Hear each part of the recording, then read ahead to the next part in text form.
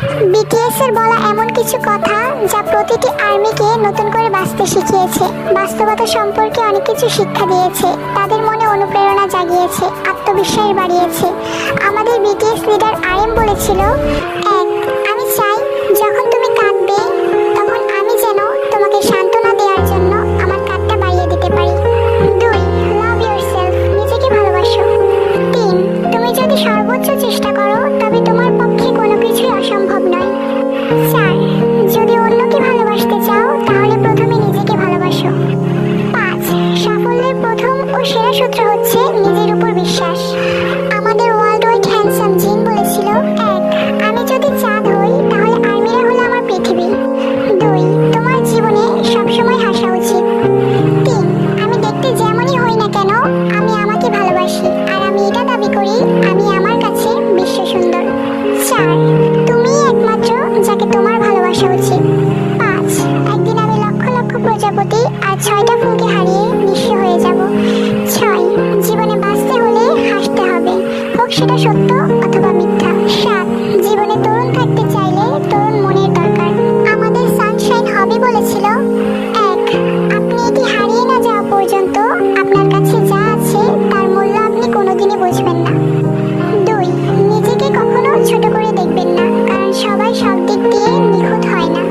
তিন, তোমার হৃদয় পরিষ্কার রাখো এবং সর্বদা খুশি থাকো। চার, আমি জানি আমি সবার মনের মতো হতে পারিনি, তবে আমি সব সময় সবার মনের মতো হওয়ার চেষ্টা করেছি। পাঁচ, একটা উষ্ণ হাসি দয়া সর্বজনীন ভাষা। আমাদের স্যাভেজ কিং সুগা বলেছিল, এক, শুরু থেকে আমাদের সাথে না থাকার জন্য মন খারাপ করবেন না। যেদিন আপনি আমাদের খুঁজে পেয়েছেন সেদিনই আমরা আপনার জন্য আত্মপ্রকাশ করেছি। দুই, আমাদেরকে ছাড়া আর্মিদেরকে কেউ স্পর্শ করবে না। দুঃখিত, এতে আমার হিংসা হয়। তিন, তুমি জন্মেছ সত্যিকারের মানুষ হতে, নিখুঁত হতে নয়। চার, পৃথিবীতে আরো অনেক কেপপ গ্রুপ আসবে, কিন্তু কখনো আর বিটিএস আসবে না, কখনো বিটিএস এর মতো বিশ্বসেরা ফ্যান্ডম আসবে না। পাঁচ, নিজেকে কখনো অন্যের সাথে তুলনা করো না, তুমি নিজেই সেরা।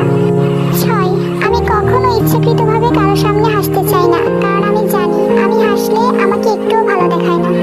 সাত, আমার একটা ইচ্ছা ছিল আমার বাবা আমাকে একটু ভালোবাসবে।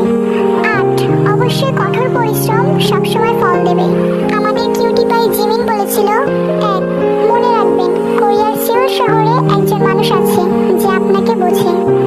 দুই, যদি তোমাকে কেউ জিজ্ঞেস করে তোমার বয়ফ্রেন্ড আছে কিনা, তাহলে তুমি আমার নাম ব্যবহার করতে পারো। তবে আমি তোমাদের কাছে অনুরোধ করে বলছি, আমাকে একজন আইডল হিসেবে ভালোবাসো, বয়ফ্রেন্ড বা হাজবেন্ড হিসেবে নয়, কারণ তুমি এমন একজনকে খুঁজে পাবে যে আমার থেকেও ভালো, কিন্তু তাকে প্রমিস করতে হবে যে সে কখনো তোমাকে হার্ট করতে পারবে না, কারণ তুমি বিটিএস ওয়ার্ল্ডের একজন সদস্য।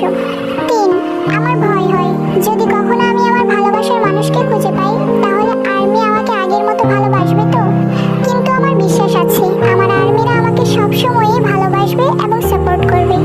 চার, আমরা যেদিন ডিসব্যান্ড হয়ে যাব ওই দিনটা আমার জন্য ভয়ঙ্কর কষ্টের হবে, যা আমি কখনোই সহ্য করতে পারবো না। পাঁচ, সবার সাথে ভালো ব্যবহার করো, কিন্তু নিজের কথা ভুলে যেও না। ছয়, একবার হেরে গেলে ভেঙে যেও না, কারণ ব্যথা মানুষকে আরো শক্তিশালী করে তোলে।